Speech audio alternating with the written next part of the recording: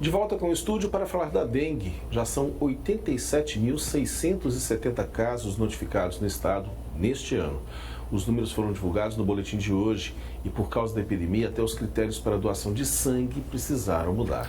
Entre as mudanças está a seguinte: pessoas que tiveram dengue ou tomaram vacina não podem doar sangue por um tempo. Para saber quais são todas as novas diretrizes, nós conversamos agora com a médica do EMOIS, Belisa Sossai. Muito bem-vinda, doutora. Obrigada pela presença. Obrigada a vocês pelo convite. Por que a pessoa que teve dengue não pode doar? A dengue, ela é uma doença viral, né, causada por um vírus, obviamente, que tem risco de estar na corrente sanguínea a partir do momento que a pessoa está infectada pela doença. Então, é um risco de transmissão mesmo da doença através da transfusão de sangue. Então, quando a pessoa teve o diagnóstico da doença, a gente tem que pensar na segurança transfusional no paciente que vai receber esse sangue como um real risco de contaminação e também, obviamente, pela questão do paciente, né, porque a doação de sangue, apesar de extremamente segura, tem ali um desgaste para o organismo mesmo que pequeno. Então a pessoa que teve a doença, ela precisa de um período de recuperação para estar 100% apta para fazer a doação. Eu estava me preparando para a entrevista, até separei algumas coisas aqui.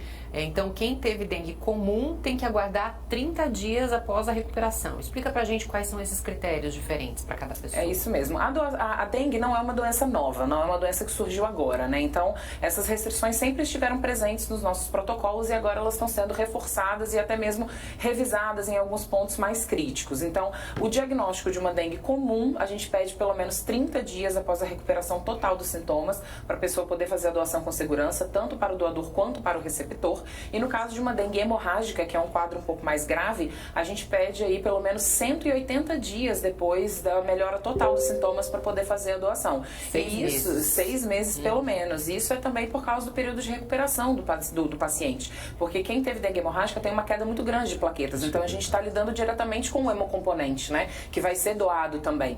Então, a dengue hemorrágica ela tem um período ainda maior. O sangue da pessoa que teve dengue, ele, não sei se a expressão está correta em termos técnicos, mas ele perde qualidade? Não necessariamente qualidade, mas ele perde a integridade dos hemocomponentes presentes ali. Porque quando a gente fala de doação de sangue, a gente fala de uma doação de sangue total. O sangue total ele é fracionado em hemocomponentes. Então a gente tem realmente uma perda da integridade de cada um dos hemocomponentes. Então é um sangue que não é tão bom para ser transfundido e a pessoa perdendo sangue precisa de gastar ainda mais energia para repor isso tudo, sendo que ela já está num período de recuperação. Fora a possibilidade de ter ainda vírus da dengue ali presente no sangue transfundido, que a gente tem que pensar em todas essas características para garantir a segurança do processo, tanto para o doador quanto para quem vai receber. Agora me chamou a atenção, inclusive, que pessoas que tiveram relação sexual com quem teve dengue também não podem doar em 30 dias? Isso sim, pois é. A norma técnica do Ministério da Saúde, que foi divulgada, ela tem esse critério também com relação a parceiros sexuais, porque a dengue ela é uma arbovirose, assim como outras arboviroses que a gente tem dentro das doenças aí, né? Zika, chikungunya, são outras arboviroses. E já foi descrito em literatura a possibilidade, mesmo que muito remota, de transmissão da doença através da relação sexual. Isso já esteve presente em outras arboviroses e a dengue, sendo uma arbovirose, é um risco também.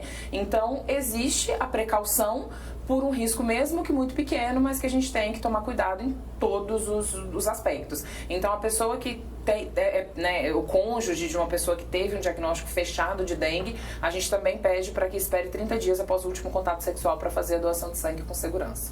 Tem restrição para quem tomou vacina? Existe. Essa, na verdade, é a grande novidade aí nesse período agora de dengue, porque a vacina agora ela está se tornando mais comum, né, e está mais acessível para a população. Então, a gente pede também 30 dias após a vacinação da dengue para poder fazer a doação, para a gente poder ter um período de segurança entre a pessoa ser vacinada com o vírus atenuado para poder fazer a doação sem nenhum risco de resquício ainda desse vírus que foi inoculado através da vacina. Pro sangue tá 100%. Na rede pública a vacina é tranquila, porque é só para adolescentes por enquanto, né? Agora tem pessoas que pagam também nas clínicas particulares, então por isso essa recomendação, né? Pois é, né? Se a gente for pensar que o adolescente não é um doador ainda pela questão da idade, as vacinas de dengue estão disponíveis na rede privada, então qualquer pessoa pode se vacinar, né? É recomendado, inclusive, quem tiver a possibilidade de se vacinar, então tem que prestar atenção aí no tempo também. Funciona mais ou menos igual a febre amarela, né? Que a gente falou muito de uns anos atrás, a vacina é mais ou menos feita da mesma forma. Então é um mês depois da vacinação. Nós já conversamos várias outras vezes aqui, mas as conversas anteriores muitas vezes eram tratadas, estavam relacionadas ao depósito, ao banco de sangue mesmo, efetivamente, lá do Hemóis. E, invariavelmente, a gente pede para a população ir doar. Como está a situação hoje? A gente permanece, né, sempre aí na luta para tentar equilibrar esses estoques entre doações e demanda. Então a gente tem hoje uma fragilidade muito grande no estoque, principalmente dos tipos sanguíneos RH negativo. A gente é uma fala repetida, mas é uma realidade, né, que infelizmente não muda. Então a gente precisa muito de doações, principalmente de tipos sanguíneos RH negativos, que hoje são os estoques que estão mais em baixa, e o tipo sanguíneo O positivo também. A gente se encontra com estoque mínimo, né, não é seguro para abastecer os hospitais.